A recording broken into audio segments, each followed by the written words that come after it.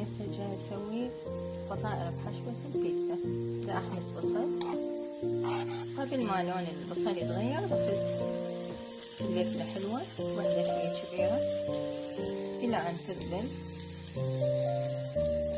شوية بابريكا حلوة، كزبرة يابسة،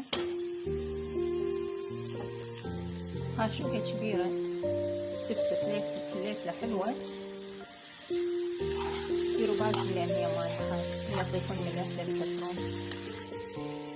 صلصة بيتزا حتى أعزز النكهة مال البيتزا، هاي جاهزة أوريجاني. ونزلت الدجاج المسلوق المثلث، بعدين أذوقه أشوف الملح مالته، إذا يحتاج نضيف. طبعا ما احتاج كمية هم بيها ملح ويكفي.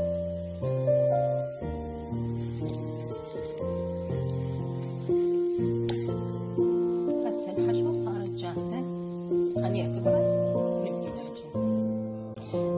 للفطاير دائما استعمل عجينة 10 دقائق مع إضافات بسيطة. هاي كوبين طحين، حاشوكتين شكر، كوبين مي دافي ونعجن. نتركها 10 دقائق، وبعدين باقي الإضافات نضيفها. نغطيه بنايلون خليه يختمر. شوفوا العجينة شلون اختمرت.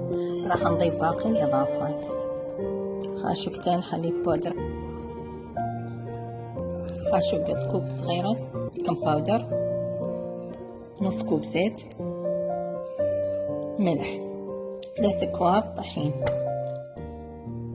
ونعجن. آخر مرحلة راح أضيف خاشوقة زبد كبيرة، هاي تخلي الفطاير طرية وهشة لي آخر قطعة تاكلوها. شوفوا لي هاي العجينة ايش قد مطاطية حلوة، خلي بيها ليونة تطلع الفطاير هشة. ورأسا اشتغلوا بيها لا تتركوها لأن هي راح تختمر أثناء الشغل. هسه راح أبدي بالتشكيل.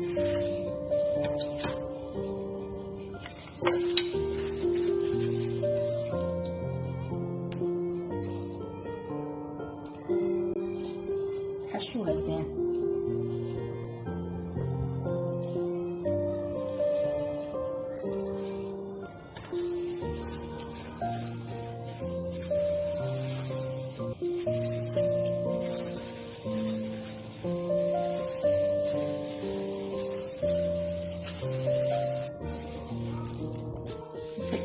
كملت صينية راح أدهنها، يعني أدهن وجهها بزيت الزيتون وأرش عليها زعتر.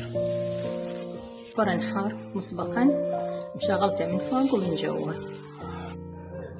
وهاي الفطاير مالتنا، بسهمكم العافية.